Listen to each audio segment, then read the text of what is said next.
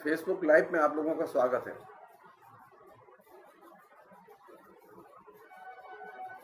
आज हम लोगों ने बातचीत का विषय रखा है मोदी आरएसएस की कोरोना राजनीति। और ये समस्या बहुत सीरियस है। कोरोना की समस्या बहुत सीरियस है और कोरोना से भी ज्यादा गंभीर है मोदी और आरएसएस।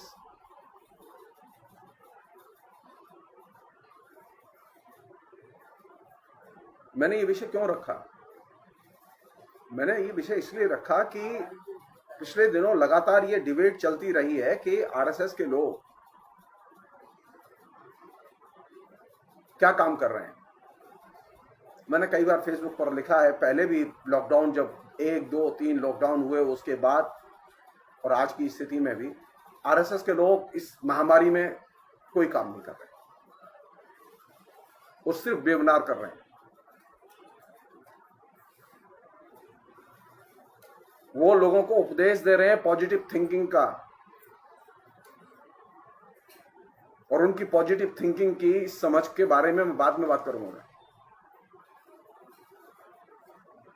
पहले एक डिटेल जो विवरण आरएसएस ने के लोगों ने, प्रवक्ता ने स्वयं जारी किया है, उसे आपसे शेयर करना बेहद जरूरी है। आरएसएस साधारण संगठन नहीं है। आरएसएस के करोड़ों सदस्य हैं। आरएसएस भारत की केंद्र सरकार को नियंत्रित करता है, निर्देशित करता है और चला रहा है। आरएसएस के नियंत्रण में कई राज्य सरकारें हैं।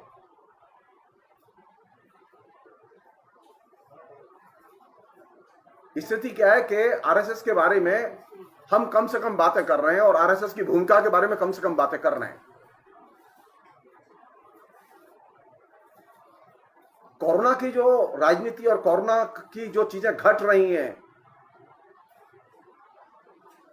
वो कोई नेचुरल जो है आपदा नहीं है। मैं बार बार अपने फेसबुक लाइव में ये बात कहता रहा हूं कि ये मैन मेड पूरा का पूरा अभियान है।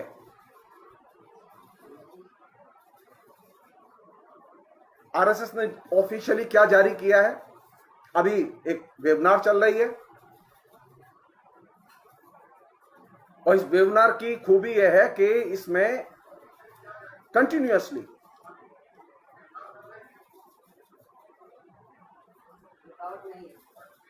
लगातार हम लोग ये चीज नोटिस कर रहे हैं कि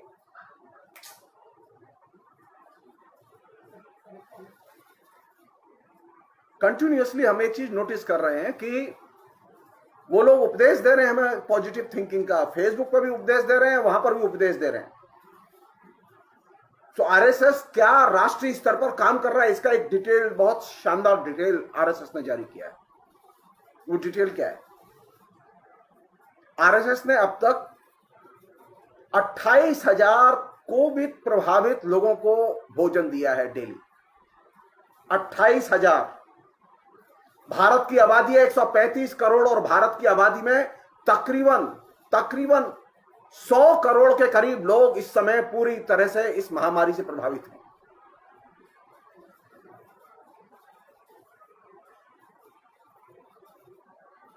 आरएसएस के लोगों ने 500 बेड का एक हॉस्पिटल तैयार करने में मदद की है। 803 लोगों को प्लाज्मा दिया है। 1300 लोगों का सीटी स्कैन कराया है। 2619 लोगों के अंतिम संस्कार कराए हैं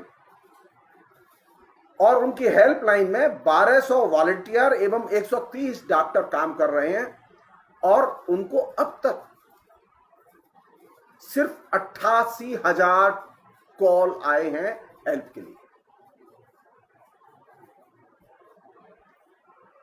ये डिटेल्स और किसी ने नहीं। आरएसएस जिस संस्था को नियंत्रित करता है, जिसके जरिए वो पूरे देश में कोविड के नाम पर कैंपेन चलाए हुए है, उसका नाम है कोविड रेस्पॉन्स टीम।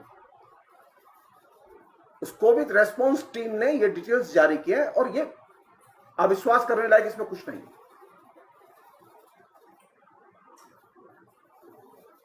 चिंता की बात यह है कि इतना बड़ा देश इतना विशाल संगठन, अरे जितनी ये काम जो इन्होंने किए हैं, मैं भरोसे के साथ कह रहा हूं आपसे कि रामकृष्ण मिशन जैसी संस्थाएं इससे 4 गुना ज्यादा काम कर रही हैं अभी।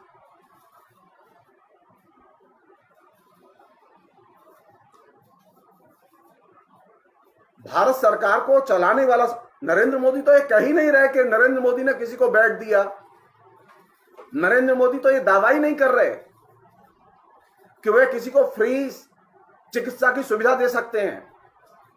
लेकिन आरएसएस जो कि समाज सेवा का दावा करता है, वह संगठन क्या कर रहा है, यह सवाल तो जरूर पूछा जाना चाहिए और बार बार पूछा जाना चाहिए।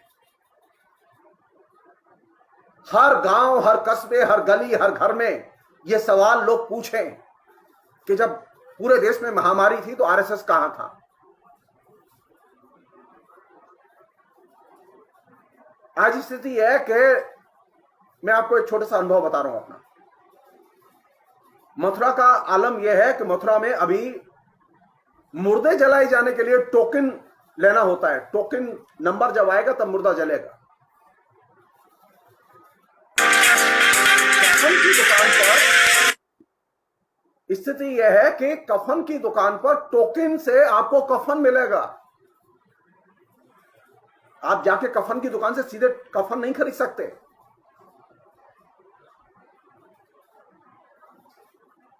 गिनती नहीं हो रही मुर्दों की, लाशों की गिनती नहीं हो रही, और कब्रिस्तान में और श्मशान में जो लोग दफनाए जा रहे हैं या जलाए जा रहे हैं उनकी गिनती नहीं हो रही। तो कमाल की व्यवस्था पूरे देश में चल रही है। और इससे भी बड़ी व्यवस्था क्या चल रही है, 4 दिन का एक पॉजिटिव कैंपेन आरएसएस ने पूरे देश में लॉन्च किया हुआ है। आज उसका आखिरी दिन था।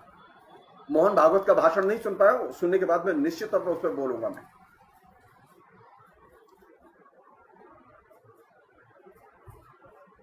मेरे लिए चिंता की बात यह है कि इतनी बड़ी महामारी में न तो सरकार कुछ कर रही है और न आरएसएस कुछ कर रहा है। तो ऐसा क्यों? नरेंद्र मोदी के पास में कोई रेस्पॉन्स नहीं है, योगी के पास में कोई रेस्पॉन्स नहीं है। अनेकों उनकी ही पार्टी के सीनियर नेता, एमपी, विधायक लगातार शिकायत कर रहे हैं कि वे बीमारी में फोन करते तो कोई फोन नहीं उठाता। और मथुरा का तो कल एक वीडियो इतना भयानक सामने आया कि जो कोविड का पेशेंट था, डॉक्टर, वो 3 दिन से सरकारी हॉस्पिटल में बैठ के ड्यूटी दे रहा था। सीएमओ ने ऑर्डर दिया हुआ था कि तुम कोविड के शिकार हो लेकिन तुम घर नहीं जा सकते, तुम्हें हॉस्पिटल में बैठना होगा। कल्पना कीजिए किस तरह की स्थिति पैदा कर दी है इन्होंने देश में।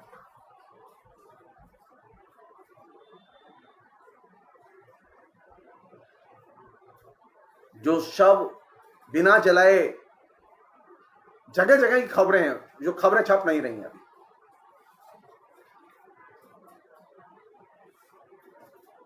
ये जो उत्तर प्रदेश, हरियाणा, राजस्थान, पंजाब, ये तमाम जो राज्य हैं, मध्य प्रदेश, इनमें हालत सबसे ज्यादा खराब है। बंगाल भी उनमें शामिल है। मैंने पिछले फेसबुक लाइव में मैंने ये बताया था कि किस तरह का ये संक्रमण है और कैसे आया है। ये भारत सरकार जो वायरस के एक्सपर्ट है उनकी राय नहीं मान रही। वायरस के एक्सपर्ट ने, पूना की लैब के एक्सपर्ट ने जो अक्टूबर में लास्ट ईयर जो सजेस्ट किया था कि एक भयानक वायरस आ चुका है, मोदी सरकार ने इसे नहीं माना। महाराष्ट्र में 60% से अधिक मरीज उस वायरस के शिकार हुआ और वो वायरस अब तक के जितने भी कोरोना के वायरस है उन सबसे ज्यादा खतरनाक और दुष्प्रभावकारी है। और वो वायरस पैदा कहां हुआ? वो वायरस दिल्ली में पैदा हुआ, जिस दिल्ली में नरेंद्र मोदी रहते हैं, जिस दिल्ली में अमित शाह रहते हैं। दिल्ली से मद्रास गया, मद्रास से वो बंगाल गया और बंगाल से और ज्यादा एक्टिव और एग्रेसिव होके वो सारे देश में गया। और नरेंद्र मोदी ने इस बीच में अंतरराष्ट्रीय परिवहन की उड़ानें वो बंद नहीं की। और आज स्थिति है कि वो 46 से अधिक देशों में वो वायरस पहुंच चुका है।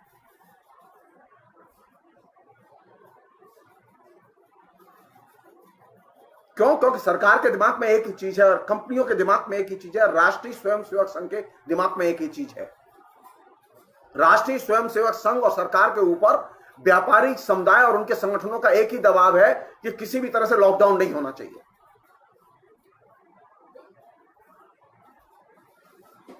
और सरकार ने एक नीति निकाली है कि लॉकडाउन अगर नहीं होगा तो व्यापार तो नहीं होगा, लेकिन कालाबाजारी जरूर होगी, ब्लैक मार्केटिंग होगी, दवाओं की ब्लैक मार्केटिंग हो रही है, ऑक्सीजन की ब्लैक मार्केटिंग हो रही है, तमाम किस्म की जितनी भी मेडिकल फैसिलिटीज हैं, दवाएं हैं, वो सब ब्लैक मार्केटिंग में बिक रही हैं। सरकार एक सामान्य आदेश निकालने में असफल रही है कि हॉस्पिटल कितना चार्ज लेंगे और कितना चार्ज नहीं लेंगे। आप कल्पना कीजिए, एक एक आदमी से, साधारण आदमी से दिल्ली में हॉस्पिटल जो चार्ज लेते हैं, कहीं 3 लाख रुपए, कहीं 4 लाख रुपए, कहीं 5 लाख रुपए, कहीं 6 लाख रुपए, इससे अधिक चार्ज बंबई में लिए जा रहे हैं। केंद्र सरकार की यह जिम्मेदारी बनती है कि वह मिनिमम हॉस्पिटल में, ऐसा नहीं कि बहुत भयानक उपचार हो रहा है कोई, एक बेड पर सोने की कीमत कितनी हो सकती है। केरल की सरकार ने यह एक संकेत दिया, एक फैसला लिया और शानदार फैसला लिया। बिस्तर का खर्चा, हॉस्पिटल में एडमिशन का खर्चा, डॉक्टर का खर्चा, नर्सिंग का खर्चा, हॉस्पिटल में खाने का खर्चा 2,500 रुपए से अधिक नहीं होगा, चाहे किसी भी हॉस्पिटल में आपको एडमिट करना पड़े। तो केरल की सरकार से तो कुछ तो सीख सकती है नरेंद्र मोदी की सरकार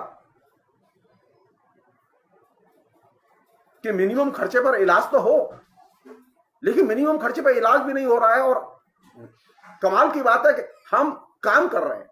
क्या काम कर रहे हैं आप?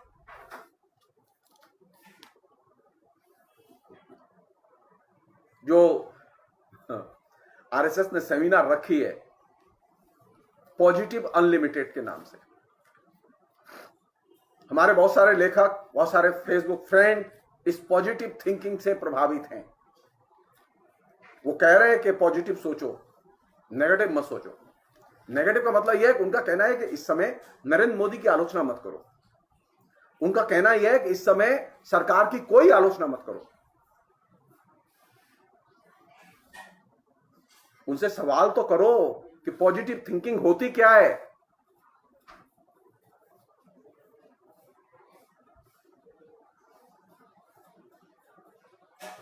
आरएसएस ने, उनके जो थिंक टैंक ने, कोविड रेस्पॉन्स टीम ने जो सेमिनार ऑर्गेनाइज किया है पॉजिटिव थिंकिंग पर, पॉजिटिवली अनलिमिटेड, उसमें जिन लोगों ने बोला है अभी तक, उनमें सबसे शानदार भाषण अजीम प्रेम जी का रहा है। और अजीम प्रेम जी ने जो बात कही है वो बात शेयर करनी बेहद जरूरी है। अगर पॉजिटिव थिंकिंग, तो पॉजिटिव एक्शन की भी मांग करती है। पॉजिटिव थिंकिंग का मतलब सिर्फ थिंकिंग नहीं है, ओम नमः शिवाय के मंत्र का जप नहीं है कि आपको सिर्फ जप करना है, पॉजिटिव रहो, पॉजिटिव रहो, पॉजिटिव रहो। अरे इससे कहने से लोग पॉजिटिव नहीं होते।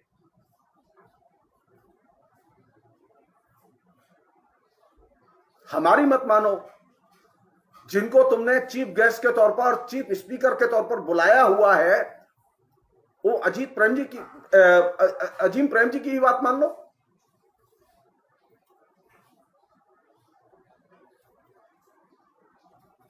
इंडियन एक्सप्रेस और दूसरे अखबारों में, इंटरनेट पर भी वो प्रेम जी का बयान अवेलेबल है, आप लोग पढ़ सकते हैं। उन्होंने बहुत शानदार बात कही है और वो बात पॉजिटिव थिंकिंग की कोर है, बुनियाद है। उन्होंने कहा 2 चीजें।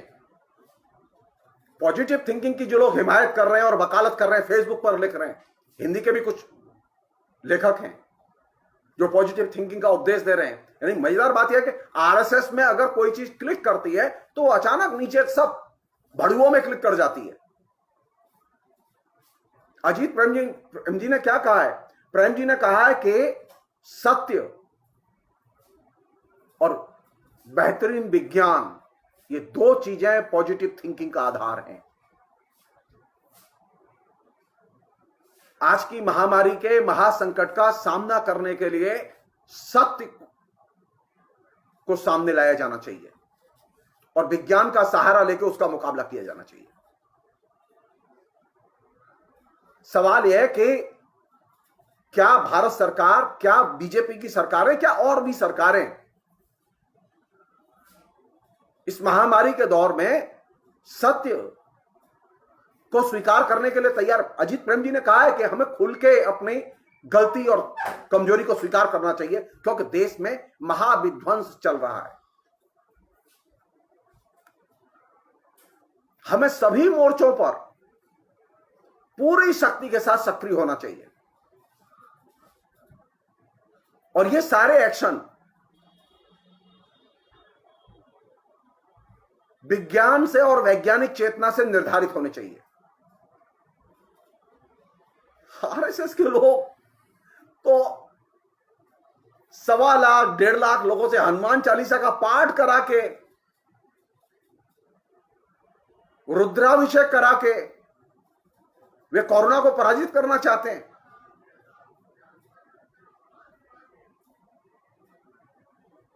अच्छे विज्ञान का मतलब यह है कि सत्य का सामना करें।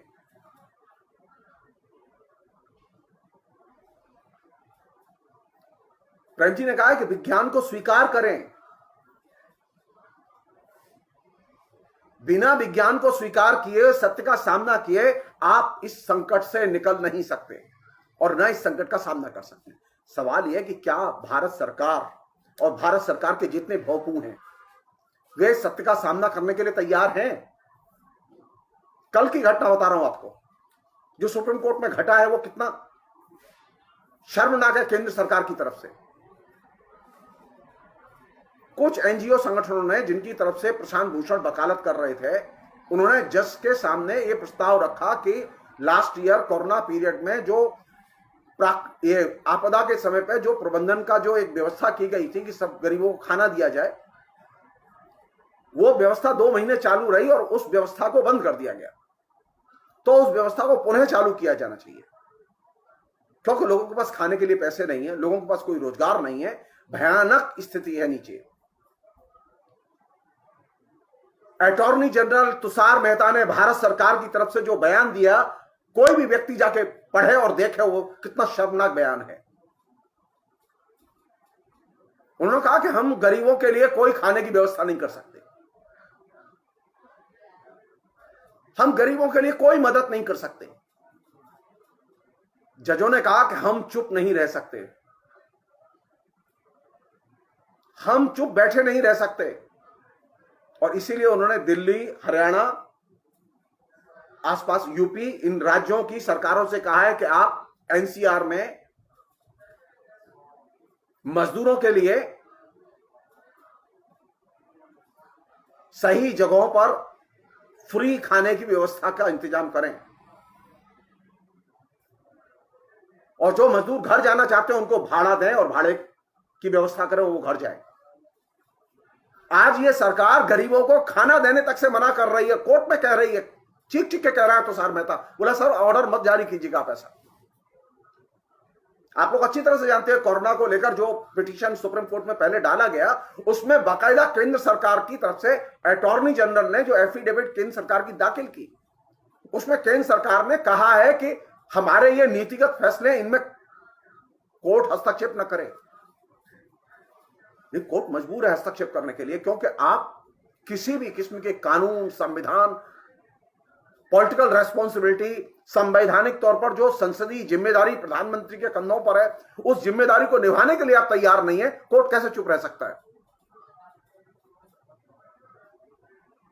कल का ऑर्डर कुछ मामले बहुत महत्वपूर्ण है, मैंने फेसबुक पर उसे शेयर भी किया था।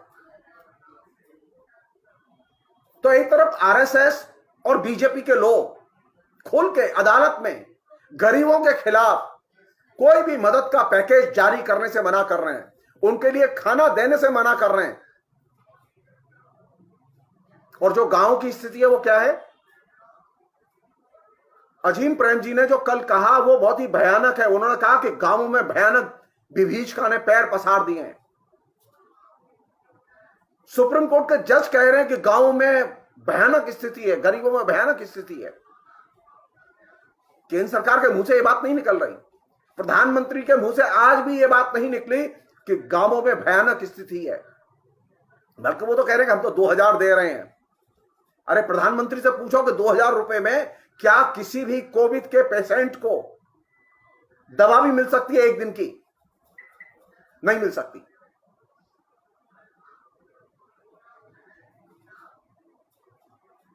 कोविड के पेशेंट के लिए वो भी गांव में 2000 रुपए का क्या मायने है? अभी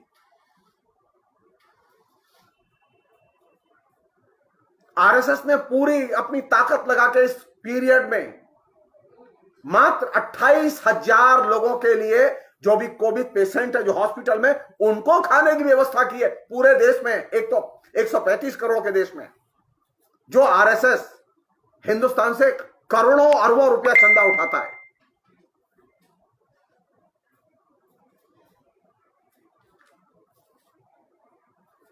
मैं एक चीज और ऐड करना चाहता हूं, अजीत प्रेम जी ने जो कल नहीं कही लेकिन वो पहले कह चुके हैं। अजीम प्रेम जी के विश्वविद्यालय ने, अजीत प्रेम जी विश्वविद्यालय ने कोरोना जब पहली बार फर्स्ट लॉकडाउन हुआ तो उसके बाद में अजीम प्रेम जी विश्वविद्यालय के सस्टेनेबल डेवलपमेंट डिपार्टमेंट ने सर्वे करने के बाद में एक प्रस्ताव सरकार को दिया था कि कोरोना की वजह से बहुत बड़े स्केल पर तबाही मची हुई है, आर्थिक तबाही मची हुई है। इसके लिए जरूरी है कि प्रति परिवार 7,000 रुपया जारी किया जाए और 6 महीने तक दिया जाए, लेकिन सरकार ने नहीं माना। कांग्रेस ने और विपक्ष के लोगों ने भी यह मांग की थी कि हर महीने परिवार को किसी ने कहा 5,000, किसी ने कहा 6,000। अजीम प्रेम जी के विश्वविद्यालय के सस्टेनेबल डेवलपमेंट विभाग ने जो प्रस्ताव जारी किया था उसमें 7,000 रुपया प्रति परिवार देने की मांग की गई थी।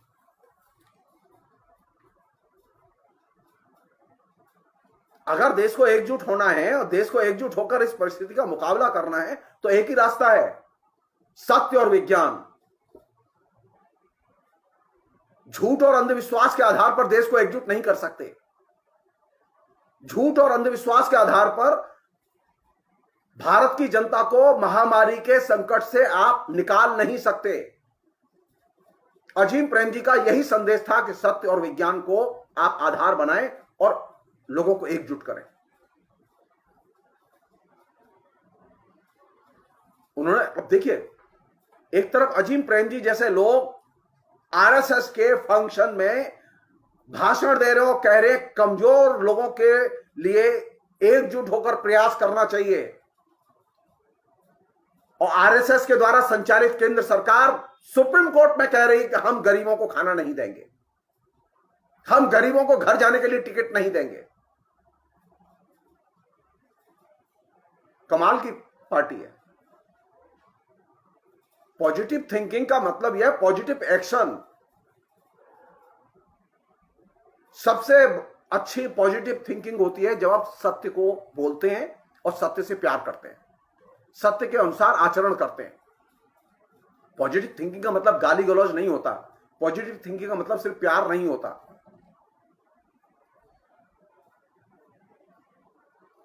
तो क्या यह संभव है? पॉजिटिव थिंकिंग सत्य के बिना संभव है?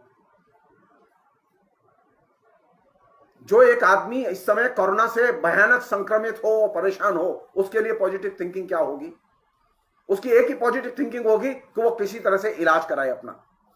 अब मैं एक उदाहरण और दे रहा हूं आपको, अपने अनुभव का उदाहरण दे रहा हूं।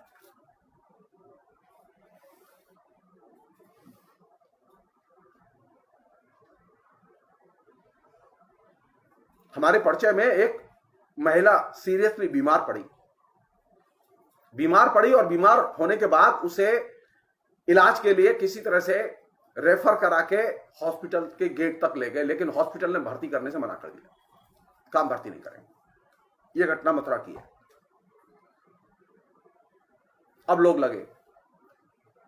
लगे और उन्होंने बीजेपी के मंत्री को प्रेशराइज किया और मंत्री ने जब फोन किया तो उसी हॉस्पिटल ने एडमिट कर लिया। इसका मतलब क्या है? इसका मतलब यह कि कहीं ना कहीं हॉस्पिटल्स के लिए, चिकित्सा केंद्रों के लिए यह सिग्नल दिया हुआ है कि जब हमारा नेता कहे तो एडमिट करो और नेता न कहे तो एडमिट मत करो। इसे कहते हैं कोरोना की राजनीति, और यह विभाजनकारी राजनीति है।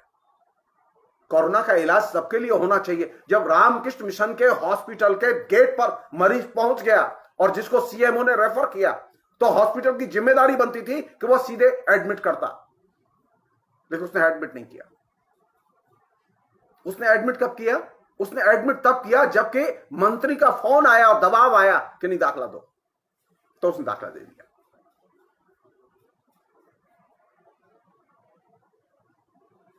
तो एक नया नेक्सस डेवलप हुआ है, और वो नेक्सस क्या है? वो नेक्सस यह है कि किसी भी तरह से कोई भी ट्रीटमेंट हो वो हमारे जरिए हो। क्योंकि अब आपको 2024 का इलेक्शन जीतना है। आप तय मान लीजिए पूरे देश को वैक्सीन नहीं मिलेगी, 2024 के बाद भी नहीं मिलेगी। अगर नरेंद्र मोदी की सरकार रहती है तो 2024 तक तो वैसे ही नहीं मिलेगी, 2024 के बाद भी नहीं मिलेगी। नरेंद्र मोदी लाख वायदे करें।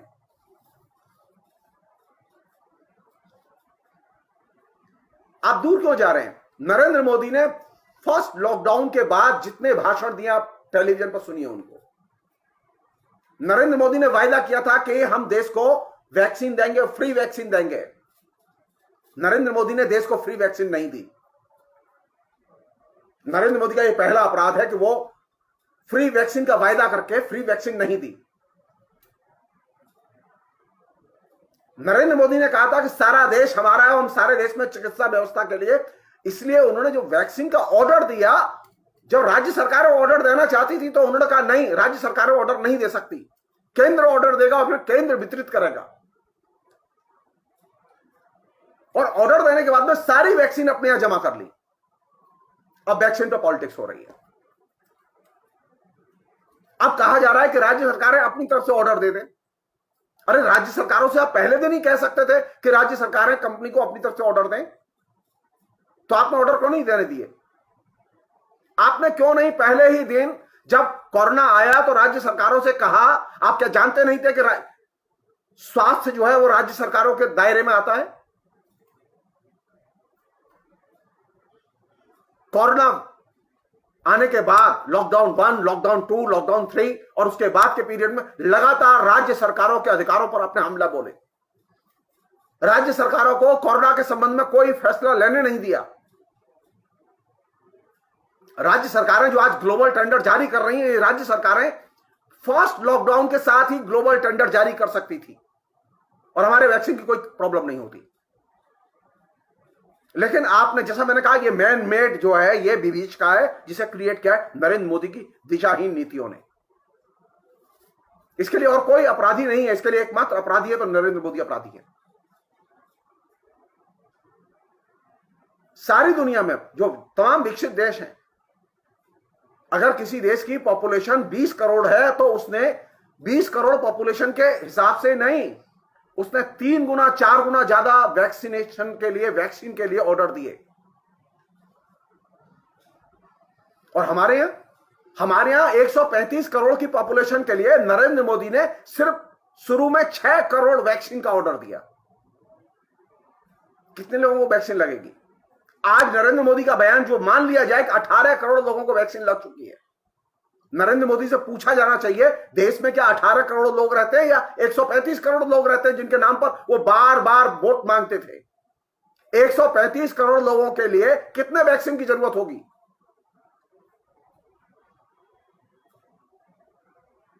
क्या ऑर्डर दिया?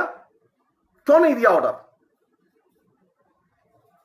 135 करोड़ लोगों के वैक्सीनेशन के लिए नरेंद्र मोदी ने ऑर्डर क्यों नहीं दिया? किसने रोका था नरेंद्र मोदी को? राज्य सरकारों ने रोका नहीं। तो फिर ये 18 करोड़ सिर्फ लोगों को वैक्सीन दी गई, क्यों दी गई?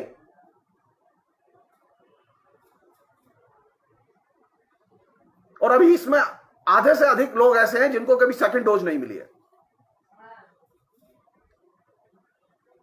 तो आप कर क्या रहे हैं? आप वैक्सीन पर राजनीति कर रहे हैं। आप वैक्सीन पर खुल्लम खुल्ला राजनीति कर रहे हैं, और ये सबसे घृणित किस्म की राजनीति है। और ये राजनीति क्यों है? इसका कारण क्या है? क्यों राजनीति कर रहे हैं? क्योंकि इसमें लूट की अपार संभावनाएं छुपी हुई हैं। क्योंकि जो वैक्सीन है, वैक्सीन का प्राइस है, उस प्राइस के साथ में जो दलाली है, वो दलाली किसके पास जाएगी?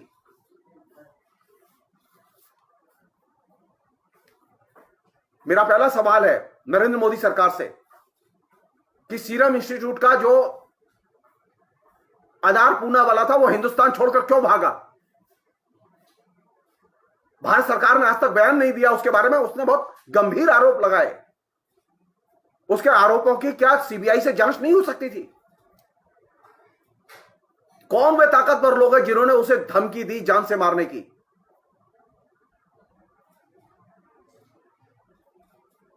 केंद्र सरकार की सुरक्षा में जो व्यक्ति रहता हो, वो व्यक्ति देश छोड़कर भाग जाए जिसके जिम्मे वैक्सीनेशन का पूरा पूरा पूरा प्रकल्प हो। और आश्चर्य की बात है, वो व्यक्ति यहां से भाग के गया और वो परिवार सहित भाग के गया। मुकेश अंबानी परिवार सहित यहां से भाग के गए। किस लिए? कोई तो बात है। किस बात की पर्दादारी है ये? नरेंद्र मोदी सरकार जवाब दे कि आधार पूना वाला क्यों यहां से भाग के गया। वे कौन सी मजबूरियां थी जिनके जरिए भारत की वैक्सीन की जरूरतों को प्राथमिकता न देकर विदेशों के ऑर्डरों को प्राथमिकता दी गई? 80% से ज्यादा विदेशों के लिए वैक्सीन सप्लाई की उस सीरम इंस्टीट्यूट ने। वे कौन सी चीजें हैं? आप सारी दुनिया में यश लेना चाहते थे कि हम चैंपियन हैं। जी नहीं, आप चैंपियन नहीं, आप नंबर के गधे हैं। और ये मैं नहीं कह रहा हूं, अमेरिकी सीनेट में बड़े साइंटिस्ट और डॉक्टर कह रहे हैं,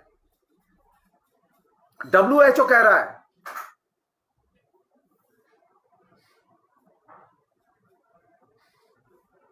तो अब ये जो वैक्सीन की और कोरोना की, इसके ऑक्सीजन की, दवाओं की, अंतिम संस्कार की, ये जो पॉलिटिक्स अब हमारे बीच में आ गई है। अब इस पॉलिटिक्स की मुसीबत क्या है कि आखिरी क्यों हो रहा है? असल में नरेंद्र मोदी का जो अपना व्यक्तित्व है और आरएसएस का जो अपना सांगठनिक व्यक्तित्व है, एक चरित्र है, वो एक तरह से परपीड़क आनंद का चरित्र है। और ये जो परपीड़क आनंद का चरित्र है, इसमें आप अज्ञानियों को तो नियंत्रित कर सकते हैं जैसा कि वो करते हैं, लेकिन जो सचेतन समाज है उसकी वे उपेक्षा करते हैं या फिर उसके ऊपर हमले करते हैं।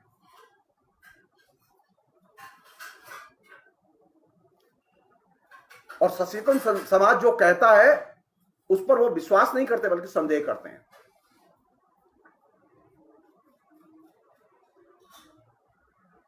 और नरेंद्र मोदी और आरएसएस की टैक्टिक्स वो कोरोना पीरियड में भी थी, कोरोना पीरियड के पहले भी थी। वो टैक्टिक्स कंटिन्यू वाली बरकरार है, परपीड़न और भय। आप बोलेंगे, आप रिलीफ वर्क करेंगे, आपसे सवाल किए जाएंगे, आपको हिरासमेंट किया जाएगा। यूथ कांग्रेस के प्रेसिडेंट को बुला के अभी सवाल किए जा रहे हैं, तो हिरासमेंट किया जा रहा है। तो जो रिलीफ वर्क को कर रहे हैं उनसे सवाल किए जा रहे हैं, उनको क्वेश्चन किया जा रहा है। पप्पू यादव को जिसने क्या एक्सपोज किया, बीजेपी के सांसद के दरवाजे पर 3 दर्जन के करीब एम्बुलेंस खड़ी हुई थी, उस वक्त केस कर दिया। परपीड़न और भय, ये 2 इंस्ट्रूमेंट हैं जिनके जरिए नरेंद्र मोदी इस समाज को नियंत्रित करना चाहते हैं। और ये भय उन्होंने सरकारी संस्थाओं के जरिए, मीडिया के जरिए जनता के दिलों में उतार दिया है। लोग डरते हैं बोलने से। और जनता से एक ही बात कही जा रही है, थिंक पॉजिटिवली और विवेकहीन ढंग से अनुकरण करो। ये जो विवेकहीन अनुकरण जिसे हम लोग वो कहते हैं ना मोदी भक्त, वे कौन है? विवेकहीन अनुकरण करता।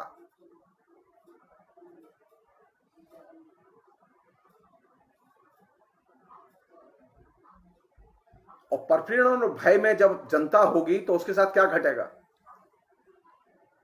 उसे विवेकहीन अनुकरण के लिए मजबूर किया जाएगा, उसे पिटने के लिए मजबूर किया जाएगा, उसके ऊपर केस होंगे, फिर भी कहा वो कहेगी मोदी महान है, मोदी काम कर रहे हैं। और बार बार ये कहा जाएगा आस्था बनाए रखो। अगर तुमने आस्था नहीं रखी तो तय मानो। मैं अपना एक अनुमान बता रहा हूं आपको। मैं पिछले दिसंबर जनवरी से कह रहा था कि जिस तरह से किसान आंदोलन ने अपनी ऐतिहासिक भूमिका अदा की है, उत्तर प्रदेश अगले 6 महीने में, जो मैं जनवरी से कह रहा था, वह नहीं होगा जो अब तक था।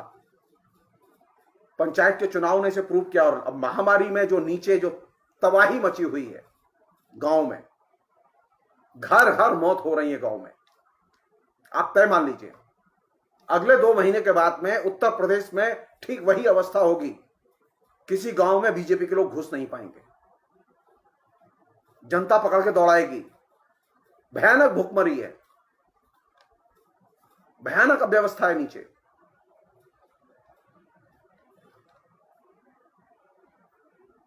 मोदी सरकार किसी भी पीड़ित के पास कोई मदद नहीं पहुंचा पाई है सिवाय भय के। आखिरी चीज और इंपॉर्टेंट चीज,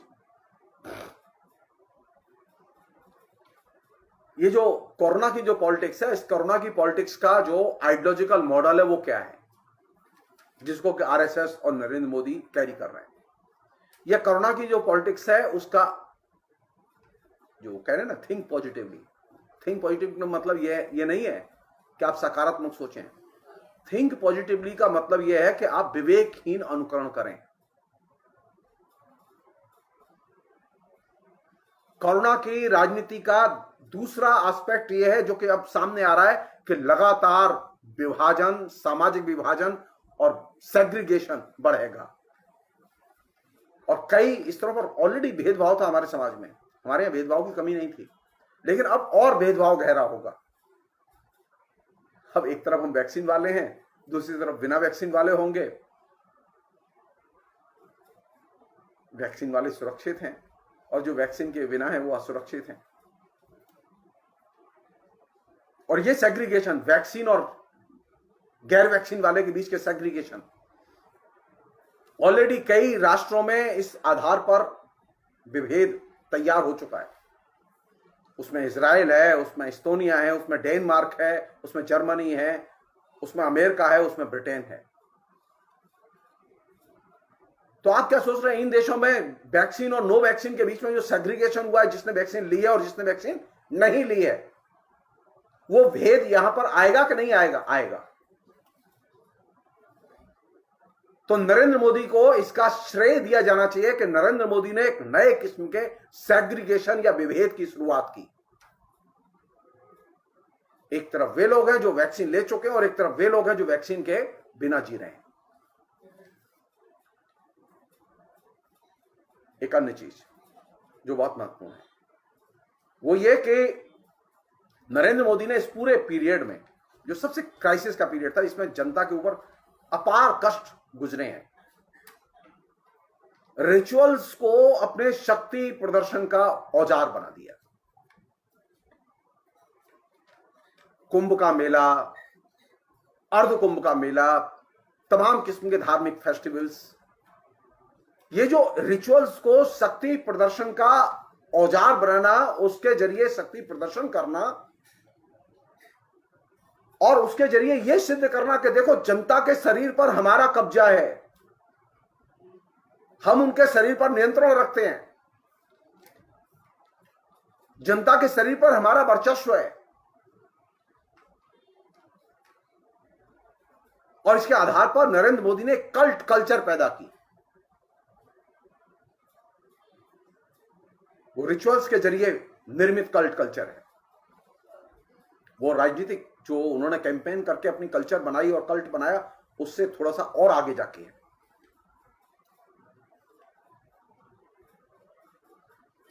नरेंद्र मोदी ने एक और काम किया जो कि पिछले 7 साल में किया, लेकिन इस बीच में तो कमाल ही कर दिया। अक्टूबर में लास्ट ईयर पूना के वायरस विशेषज्ञों ने यह बात कह दी थी कि अब जो वायरस है वो ज्यादा खतरनाक है और वो ज्यादा संहारक है। इसके बावजूद नरेंद्र मोदी नहीं माने। नरेंद्र मोदी ने जिस तरह से रिचुअल्स के और रिचुअल्स के फेस्टिवल्स को अपने शक्ति प्रदर्शन का एक औजार बनाया, उसी तरह नरेंद्र मोदी ने चुनावी रैलियों को अपने शक्ति प्रदर्शन को दिखाने का औजार बनाया। और ये रिचुअल्स को शक्ति प्रदर्शन का औजार बनाना और चुनावी रैलियों को अपने शक्ति प्रदर्शन का औजार बनाना, ये दोनों ही चीजें सिर्फ नाजियों में थी। हिटलर ने बड़े पैमाने पर इस मेथड का इस्तेमाल किया था। तो उनके लिए जो चुनावी रैली होती थी वो जश्न की तरह होती थी और रिचुअल्स भी होते थे वो जश्न की तरह होते थे। हमारे यहां भी जो कोरोना पीरियड में जितनी भी रैलियां हुई हैं, जितने भी रिचुअल्स हुए हैं, जो फेस्टिवल्स हुए हैं, वो एक तरह से जश्न की तरह मनाए गए। आप लोग जानते ही हैं, कलकत्ता हाईकोर्ट ने बाकायदा दुर्गा पूजा को सार्वजनिक तौर पर मनाने पर पाबंदी लगा दी तो कोरोना का संकट था। ममता ने इसका पालन किया। नरेंद्र मोदी ने इस पर अटैक किया। नरेंद्र मोदी की पार्टी ने अटैक किया कि बंगाल तो अब एक ऐसा बंगाल बना दिया गया जाके दुर्गा पूजा नहीं हो सकती। वो भूल ही गए कि महामारी में कोर्ट ने आदेश दिया कि आप फेस्टिवल नहीं मनाएंगे और जनता ने माना। तो ये रिचुअल्स और चुनाव रैली की कल्चर, रिचुअल्स और चुनाव रैली के जरिए शक्ति प्रदर्शन और लोगों के शरीर पर कब्जा दिखाने की अपनी ताकत की कला, ये कहां से सीखी? आरएसएस के लोगों ने और नरेंद्र मोदी ने नाजियों से। आखिरी चीज, इस कोविड के साथ जो सबसे बड़ी भयानक चीज पैदा हुई है वो यह आर्थिक असमानता। गरीब और मध्य वर्ग में बड़े पैमाने पर पामाली बढ़ी है, गरीबी बढ़ी है। सारी दुनिया में 1.5 अरब से अधिक लोग एकदम अत्यंत गरीबी की रेखा के नीचे फेंक दिए गए। उनमें से आधे से अधिक लोग भारत में हैं। क्या करें? क्या रास्ता है? आश्चर्य की बात है कि कोरोना के से लेके हम पिछले 1 साल से जूझ रहे हैं, लेकिन सरकार ने कोरोना को लेकर, कोरोना से जनता के जीवन में जो आर्थिक पामाली बढ़ी है, आर्थिक दुर्वस्था बढ़ी है, इससे निपटने के लिए कोई नीति नहीं बनाई। कोरोना को लेकर भी नीति नहीं बनाई। कोरोना जनित जो सामाजिक आर्थिक असमानता है उसे दूर करने के लिए भी कोई नीति नहीं बनाई। कोरोना के कारण जो न्यायपालिका पंक्चर हुई है उसको लेकर भी कोई नीति नहीं बनाई। कोर्ट बंद पड़ी है, मुकदमे पेंडिंग, न्याय और भी दुर्लभ हो गया। तो आरएसएस नरेंद्र मोदी की सबसे बड़ी ब्यूटी क्या है? नो पॉलिसी, ओनली रेटोरिक, सिर्फ भाषण, कोई नीति नहीं। कोई ऐसी नीति नहीं जिससे यह कह सकें कि हम सामाजिक आर्थिक तौर पर जो समाज में जो असमानता पैदा हुई है कोरोना के कारण, इस असमानता को हम इस नीति के आधार पर दूर करेंगे। कोई नीति नहीं। विज्ञान पर जोर देने की बजाय, वैज्ञानिक चिंतन पर जोर देने की बजाय लगातार अंधविश्वास और अवैज्ञानिक बातों के प्रचार में आरएसएस के लोग और उनके संगठन लगे हुए हैं।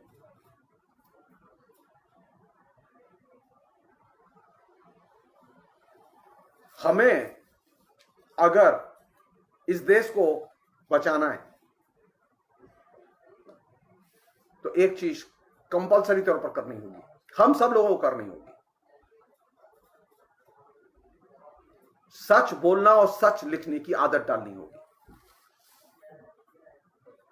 सरकार सच बोले या ना बोले, लेकिन हम सच बोलें।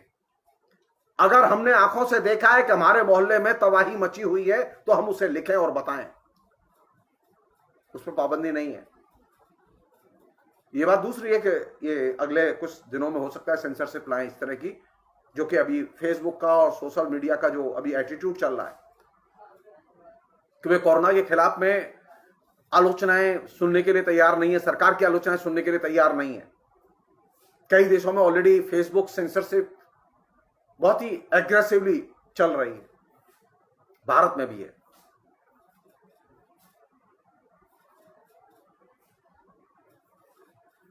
पॉजिटिव थिंकिंग का मतलब है सच बोलना और सच लिखना। पॉजिटिव थिंकिंग का मतलब चुप रहना नहीं है। पॉजिटिव थिंकिंग का मतलब यह है कि आप अपने हित पहचाने। गरीब का हित किसमें है? गरीब का हित इसमें है कि क्या उसे रोजगार मिलेगा, क्या उसकी कभी 2 पैसे की आमदनी होगी तो कैसे होगी। तो रोजगार के अवसर के बारे में बात करना पॉजिटिव है कि नहीं है?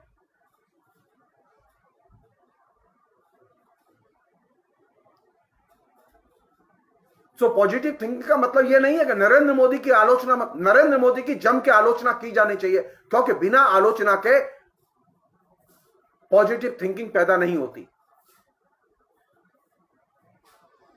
अगर आलोचना ना हुई होती तो हिंदुस्तान में लोकतंत्र और स्वाधीनता नहीं आती। लोकतंत्र में स्वाधीनता और जनतंत्र का जो विकास हुआ, उसका कारण है पॉजिटिव थिंकिंग। लोकतंत्र सबसे बड़ी पॉजिटिव थिंकिंग है इस दौर की। फासिज्म या अधिनायकवाद या प्रधानमंत्री का पद पॉजिटिव थिंकिंग नहीं है, उसका समर्थन करना पॉजिटिव थिंकिंग नहीं है। लोकतंत्र का समर्थन करना, विज्ञान का समर्थन करना पॉजिटिव थिंकिंग है। तो हमारे जो मध्य वर्ग के लोग हैं जो पॉजिटिव थिंकिंग की बात कर रहे हैं, थिंक पॉजिटिवली। आरएसएस के लोग जो कैंपेन कर रहे हैं, थिंक पॉजिटिवली। उनसे पूछा जाना चाहिए कि एक विद्यार्थी के लिए पॉजिटिव थिंकिंग क्या हो सकती है। एक विद्यार्थी के लिए पॉजिटिव थिंकिंग ये हो सकती है कि उसके कॉलेज खुले, उसकी यूनिवर्सिटी खुले। एक विद्यार्थी के लिए पॉजिटिव थिंकिंग ये हो सकती है कि जब उसके कॉलेज और स्कूल यूनिवर्सिटी बंद है तो उससे फीस न ली जाए, लेकिन आप फीस ले रहे हैं। आपके लिए पॉजिटिव थिंकिंग का मतलब है, कोरोना का मतलब यह मुनाफे कमाओ और मुनाफे कमाओ, जितना कमा सकते हो कमाओ। और जनता से कह रहे हैं आप चुप रहिए, पॉजिटिव सोचिए। पॉजिटिव सोचने के बाद तो चुप रहिए, सिर्फ अनुकरण कीजिए। और अनुकरण भी कैसा? विवेकहीन अनुकरण। विवेकहीन अनुकरण अंततः आपको सिर्फ रसातल में ले जाता है। आज देश जा चुका है उसमें।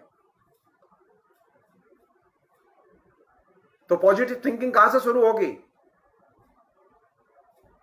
वाद विवाद संवाद से शुरू होगी। और वो वाद विवाद संवाद का आधार होगा सत्य और विज्ञान, जो अजीम प्रेम जी ने कहा है।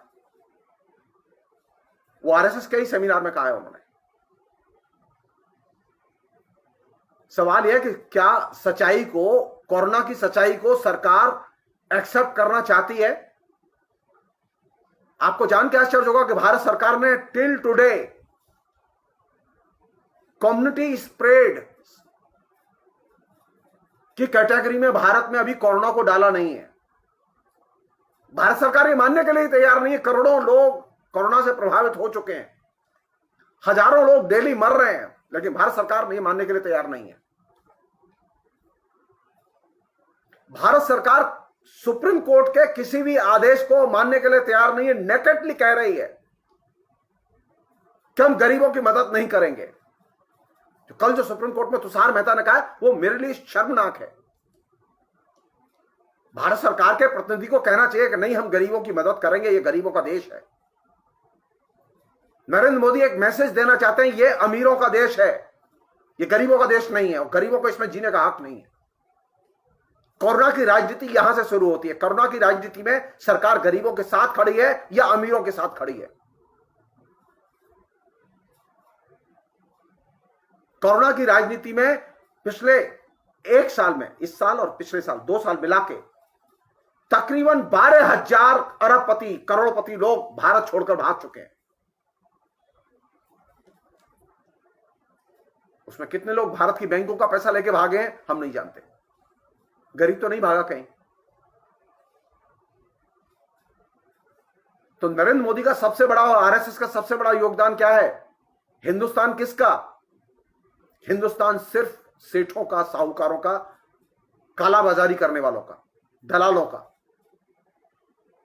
आम जनता का नहीं। अगर आम जनता का हिंदुस्तान होता तो हिंदुस्तान की सरकार खुल के सुप्रीम कोर्ट में कहती कि हम आम जनता के पक्ष में खड़े हैं, जो गरीब लोग हैं हम उनको खाना देंगे, जो गरीब लोग हैं हम उनको घर लौटने के लिए भाड़ा देंगे, वो कहती। लेकिन उसने नहीं कहा। तो पॉजिटिव थिंकिंग के लिए किसी के पक्ष में तो खड़ा होना होगा। कि पॉजिटिव थिंकिंग का मतलब मुंह बंद करके रहना, जी नहीं। पॉजिटिव थिंकिंग का मतलब है जो सबसे वंचित है उसके पक्ष में आवाज बुलंद करो, जो सबसे ज्यादा पीड़ित है उसके पक्ष में आवाज बुलंद करो। पॉजिटिव थिंकिंग का मतलब यह नहीं है मैंने अपनी जान कैसे बचाई, मैं कार से कैसे भागा, मैं अपने घर में अपना इलाज कैसे कर लिया, मेरे कम से कम पैसे कैसे खर्च हुए, मैंने कैसे प्राणायाम कर लिया, मैंने एक्सरसाइज। अरे यार, पॉजिटिव थिंकिंग, गरीब से पूछोगे कि वो एक्सरसाइज करेगा या रोटी खाएगा, उसके लिए खाने के लिए पैसे नहीं है। उसके पीठ पेट दोनों एक हो चुके हैं। आप उससे कह रहे हैं कि तू प्राणायाम कर, योगा कर, तू हेल्थ बना अपनी, पॉजिटिव थिंकिंग कर। कितना सड़ा हुआ दिमाग है जो इस तरह के सुझाव देता है। आज की डेट में भी गांव में कहीं पर भी खाने की व्यवस्था नहीं है।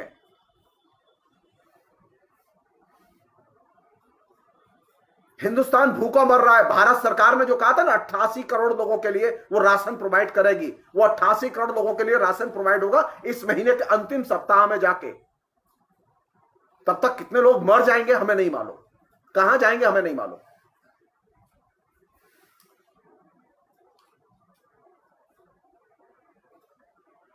मेरा एक सुझाव है, बहुत विनम्रता से कह रहा हूं मैं ये बात, सारे सांसदों और विधायकों की जो विकास राशि है जो कि इलाके के विकास के लिए दी जाती है, उस विकास राशि को तत्काल जो सरकारी हॉस्पिटल्स हैं उनके इलाके के, उनके अंदर सुविधाओं को बढ़ाने पर उसे खर्च किया जाना चाहिए और वो अगले 5 साल के लिए उनसे ले ली जानी चाहिए।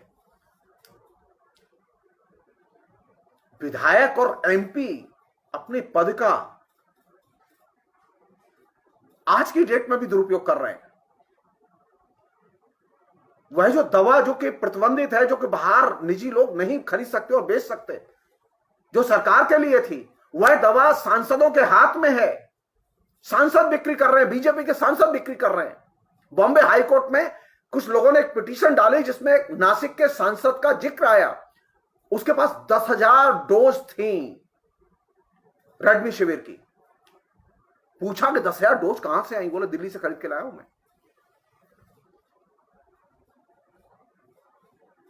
जी नहीं, सांसद का काम डोज देना नहीं है, वैक्सीन बेचना नहीं है। ये वैक्सीन की ब्लैक मार्केटिंग है।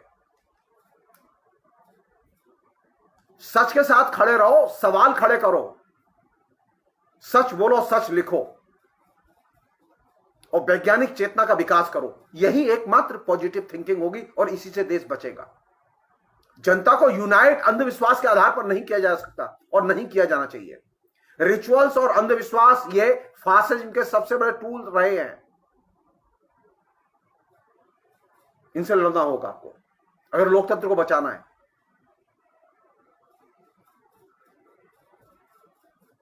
तो नई दुनिया कहां से बनेगी? जो फासिज्म के, अंधविश्वास के और इस तरह की विभाजनकारी जो राजनीति है, जो कोरोना में भी आ गई है। कोरोना का ट्रीटमेंट किसके लिए? अमीरों के लिए, गरीबों के लिए नहीं।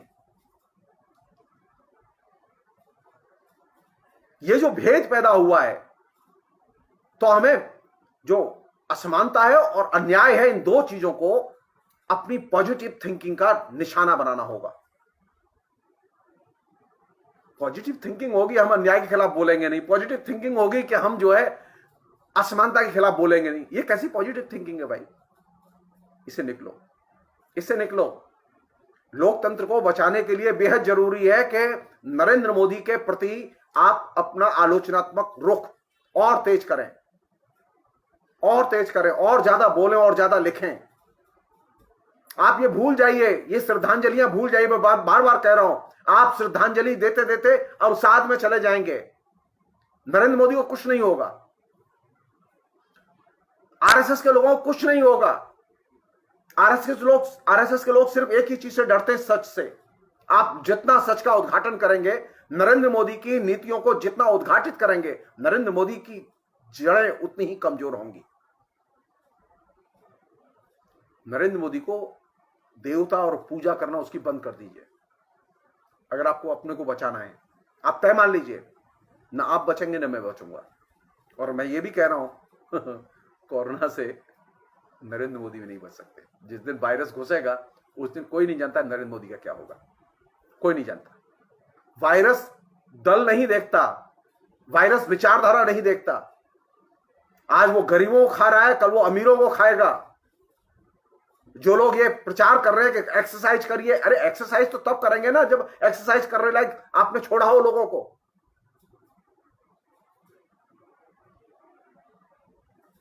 कोरोना की राजनीति के नाम पर कोरोना के बारे में और कोरोना को लेकर अनेक अंधविश्वास फैलाए जा रहे हैं, उनसे भी बचने की जरूरत है।